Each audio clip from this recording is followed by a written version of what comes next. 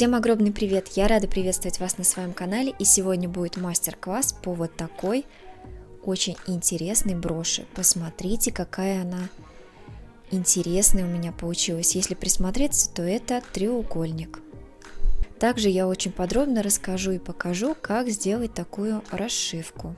Сегодня у нас мастер-класс будет по двум вариантам. Один из вариантов будет упрощенным, более маленькая брошь получается, и второй вот такой. Это мой как раз таки конечный результат по данному мастер-классу. Брошь подходит к комплекту, к данному браслету. Единственное, что здесь изменилось, это бисеры. К сожалению, именно такого оттенка я не нашла, мне пришлось взять немножко другой. Но все равно брошь получилась очень интересной.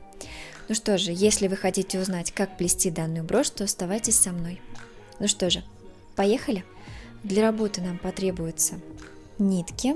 Я буду использовать два вида нитей. Это Love Sun 70L и также Vigo номер 20. Серебристый и темно-серый. Также нам понадобится для расшивки несколько видов бусин. В браслете у нас бусинки почти не используются, только вот сердцевинка, но такого цвета я решила, что таким цветом я вышивать всю работу не буду. И возьму для расшивки вот такие интересные бусинки под жемчуг. Также нам понадобится бисер. Он у меня чуть с зеленоватым отливом, но в принципе это не так заметно в работе. И еще дополнительно нам понадобится 3 вот таких больших бусины. У меня это 6 мм. Покажу сразу вам, из каких мотивов будет состоять брошь. Нам понадобится вот таких 3 одинаковых мотива. Схему для них я пропишу вот здесь сбоку. По ней вы сплетете их 3 штуки. Как вы можете заметить, это мотив от нашего браслета. 3 я уже сплела, они у меня готовы. Поэтому не буду особо останавливаться, и если вы хотите поподробнее посмотреть, как плести эти мотивы, то зайдите вот по этой ссылке. Это мастер-класс по браслету, там я очень подробно рассказываю, как плести сам браслет и весь принцип плетения. Также нам понадобятся вот такие колечки, нам их нужно будет 3 пары. Одну пару я еще не успела доплести, показываю вам сразу, как они выглядят. Эти колечки плетутся по схеме 10 пико 10. Я вот здесь вот дополнительно пропишу схему.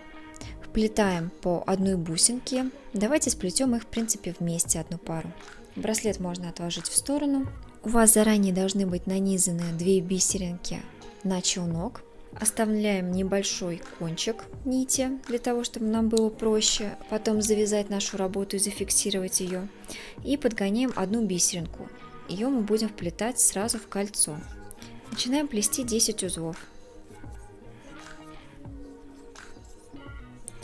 После первых сплетенных 10 узлов подгоняем одну бисеринку в пико и вплетаем ее.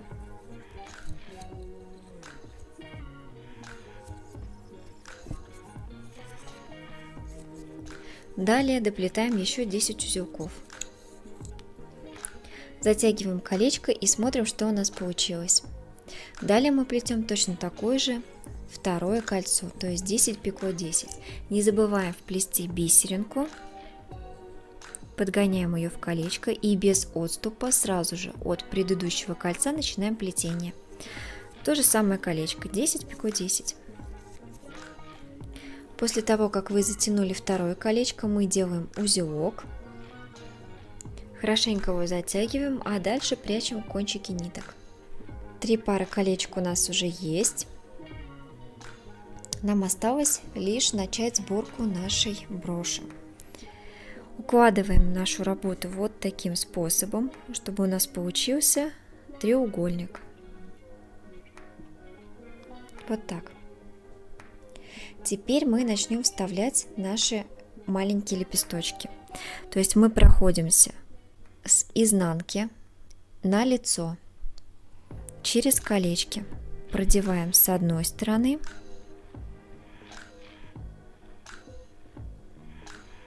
а также надеваем со второй стороны, уже от второго мотива, в самое боковое колечко.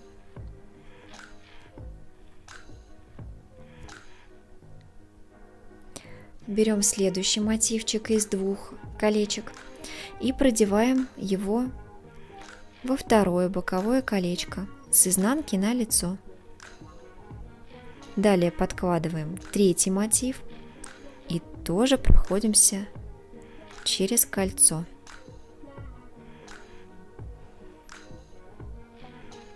У нас остается последний мотив. Мы замыкаем им первый и последний.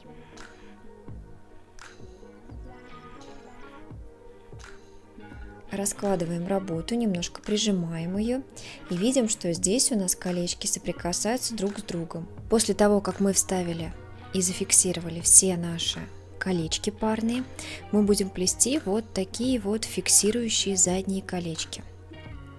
Их будет по 3 штучки. Схема для них очень простая. Я сразу же укажу вам вот здесь вот схему, по которой я плету эти колечки. И также давайте начнем вместе. Нам потребуется всего лишь один челнок. Я взяла светло-серый оттенок нити. Начинаем плетение мы с первого колечка. 7 пико, 6 пико, 10. В начале плетения я обязательно фиксирую кончики ниток. После того, как вы сплели первых 7 узелков, мы берем нашу работу, смотрим. Вот видите, здесь у нас боковые части не зафиксированные, поэтому мы аккуратно подкладываем ее сверху, лицевой стороной к себе, и аккуратно начинаем фиксировать за место соединения вот этих парных колец с бисером. Аккуратно находим свободное пространство в пико и протягиваем нить.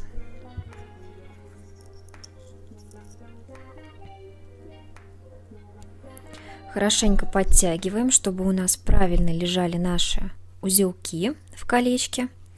Далее мы плетем 6 узлов.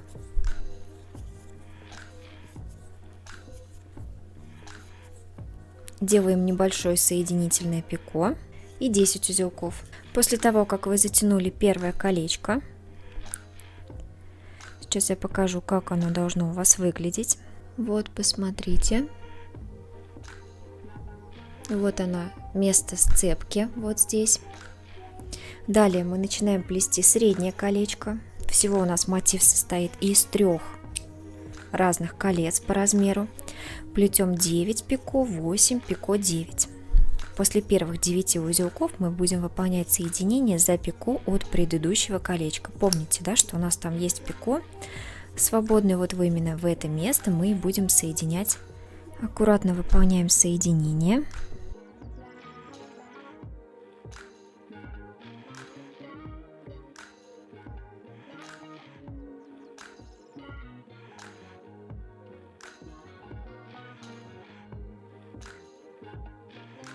Колечко у нас должно укладываться под предыдущее.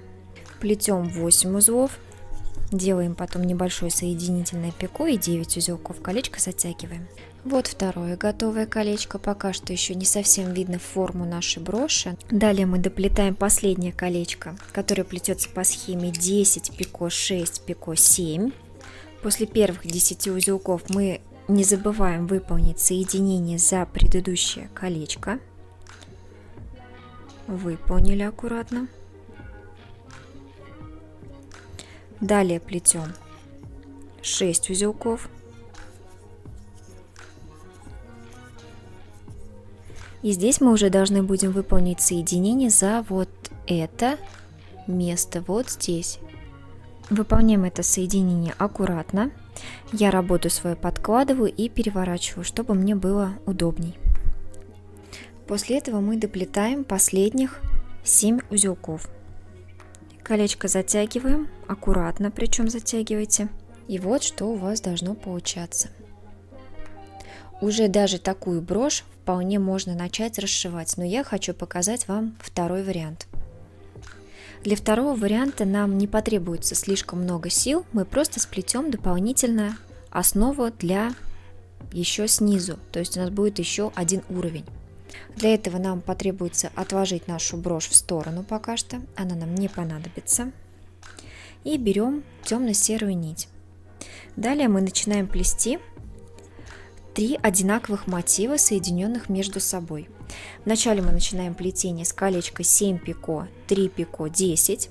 Сразу же укажу вам полную схему. Если вам неудобно и неинтересно плести вместе со мной, то вы всегда можете промотать этот момент и по готовой схеме уже выписать ее себе на листочек и плести просто мотив без меня.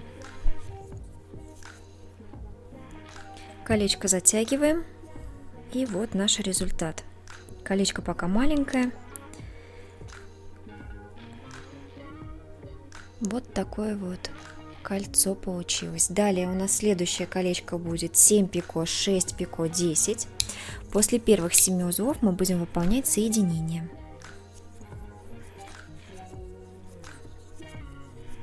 Соединяться мы будем вот за вот это пико, не за первое, а за второе, которое у нас находится посередине.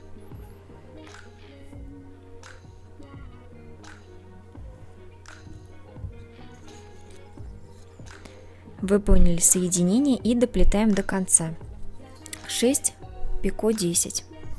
Вот что у вас должно получиться. Следующее колечко плетем по схеме 9 пико, 8 пико, 10. И снова после первых 9 узелков мы выполняем соединение за пико от предыдущего колечка.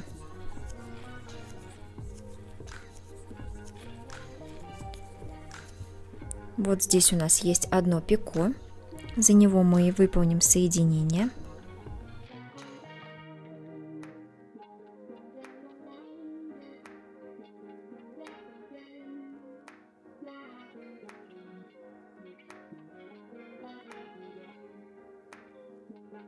Далее доплетаем до конца по схеме 8 пико, 10.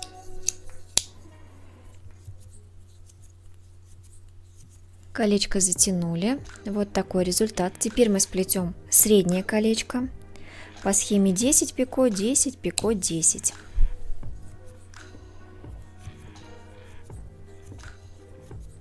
Сплели первых 10 узлов, выполняем соединение, а далее доплетаем до конца. 10 пико, 10 у нас остается доплести.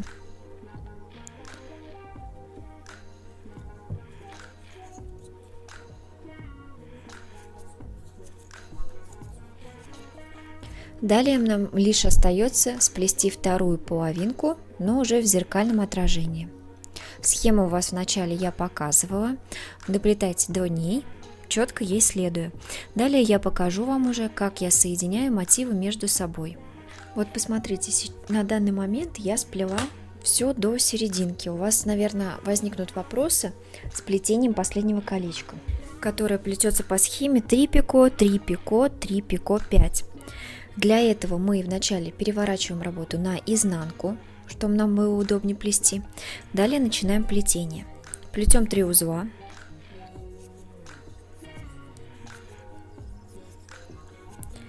И соединяем их с основанием третьего колечка, то есть от серединки боковое. Вот, посмотрите. Отсчитываем 1, 2, 3 и в основание проходим все этого кольца и выполняем соединение. Те, кто давно смотрит мои мастер-классы, уже знают, как делать вот это последнее колечко. А если вы впервые, то посмотрите повнимательней.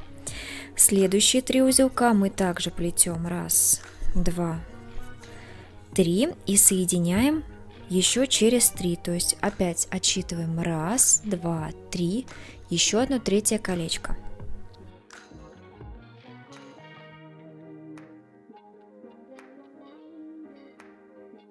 Опять выполняем соединение и еще раз плетем 3 полных узла. Снова 1, 2, 3 и соединяемся уже с самым боковым кольцом.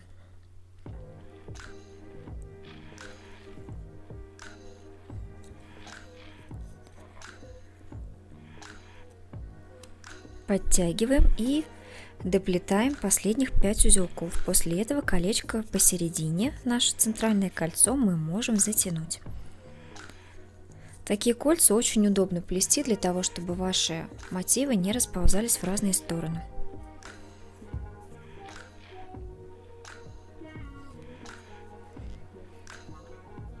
Вот так он будет выглядеть. Теперь фиксируем кончик нити и начинаем плести следующий мотив. Схема у нас не меняется, мотив предыдущий мы далеко не откладываем. Начинаем плести. Сразу же покажу вам, как я буду соединять мотивы между собой. Вначале опять заправляю кончик нити.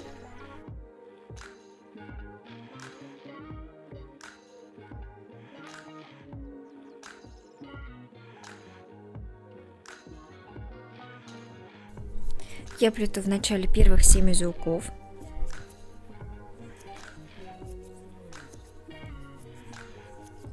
А далее беру предыдущий мотив, подкладываю его вот таким образом. Далее через боковое пико, вот это вот соединительное, которое у нас одно здесь осталось, я выполню соединение сразу же. Далее доплету по схеме, то есть это 3 пико 10.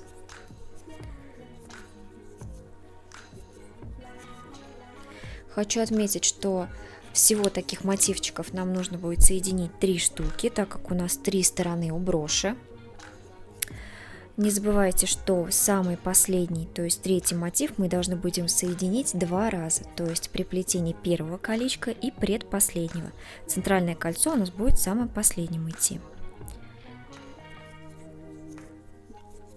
Полностью весь процесс плетения я показывать не буду, потому что в принципе я уже достаточно все понятно объяснила. Я думаю, вопросов не должно возникнуть.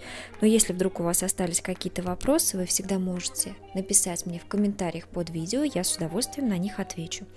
Вот посмотрите, у нас колечко сейчас соединено. У меня тут хвостик, правда, торчит. Мы его сейчас опалим, чтобы его не было заметно.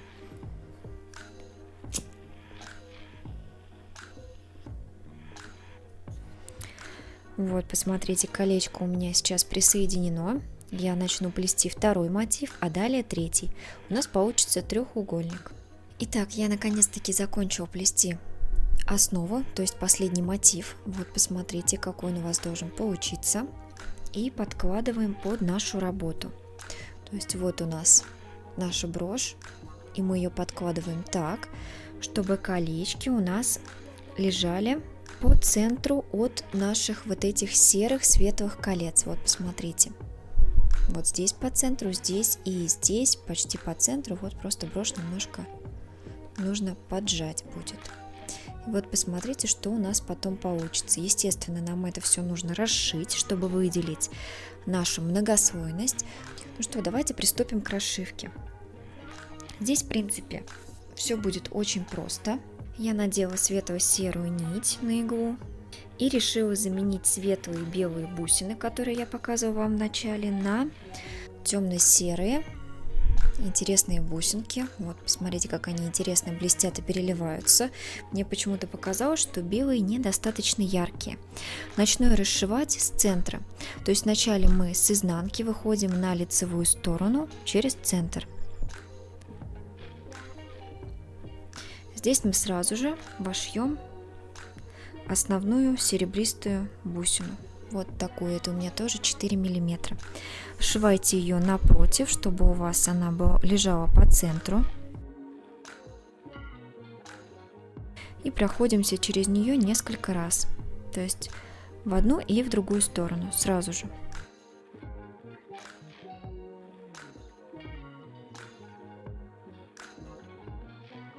Вот центр у нас уже расшит. Далее мы аккуратно проходимся в боковую сторону, то есть вот сюда. Но прежде чем проходиться, мы подкладываем наш нижний слой, потому что сразу же мы его будем прихватывать при расшивке нашей работы. Посмотрите, я аккуратно завожу нить на изнанку, она у меня выходит вот здесь. Итак, мы вышли на изнанке, и теперь надеваем одну серую бусину. Но так как у меня места достаточно много, я беру по одной бисеринке еще по бокам. То есть надеваю одну бисеринку, одну серую бусину, и еще одну бисеринку. И аккуратно прохожусь в серединку колечка, то есть вот этого кольца. Вот в серединку вот этого колечка, вот здесь. Вот, посмотрите, где у меня тут спрятана аккуратненько бусинка будет. Далее я возвращаюсь через бисеринку одну и бусину на лицевую сторону. Вот так.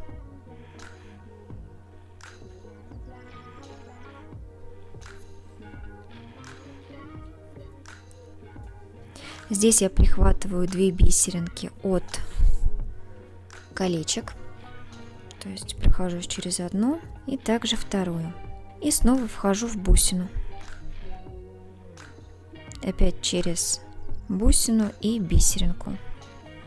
И теперь уже мы обязательно должны подложить внизу наши мотивы. Здесь мы уводим нитку уже в промежуток между колечками на изнанку через пико от нашего последнего нижнего слоя. То есть входим в пико, тем самым мы его притягиваем на место. И далее, если хотите, вы можете дополнительно расшить здесь еще и бусинами вот эту часть. Поэтому надену здесь также одну бисеринку. Я ее решила, эту часть, тоже расшить. Поэтому надеваю одну бисеринку, бусину, но уже темного оттенка, и еще одну бисеринку. Вшиваю я ее, получается, в дугу. Нахожу середину, отсчитываю узелки, смотрю, чтобы у меня все это дело находилось ровно посерединке, и прихожусь, получается, в одну и в другую сторону через бусинки и бисеринки. Также делаю все очень аккуратно, никуда не тороплюсь, чтобы работа у меня потом выглядела красиво. В принципе, конечно, расшивка может быть любой, такой, которая нравится именно вам. Поэтому никогда особо не заостряйте внимание на моем варианте. Возможно, у вас получится что-то более интересное, чем получилось у меня. Здесь я, скорее всего, буду фиксировать кончики нити и так с 3 сторон расшивать свою брошь таким способом. Посмотрите, я расшила все 3 стороны. Вот, они у меня немножко такая, брошь получается выпуклой. Это не страшно, наоборот, даже красиво, очень интересно смотрится. Вот это изнанка. Теперь нам осталось вшить бусины вот в эти промежутки, вот сюда, для того, чтобы наша вот эта вот часть не отгибалась, а была хорошо притянута к работе. Поэтому аккуратно вводим иглу. Я ввожу ее четко посередине, вот сюда, в промежуток, посмотрите.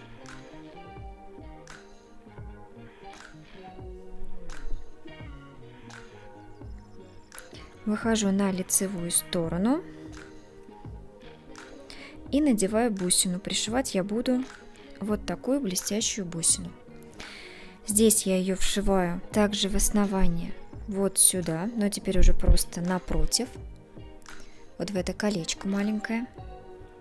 И при возврате через бусину я подхватываю серединку колечка, который у нас серого, светло-серого оттенка. Прохожусь аккуратно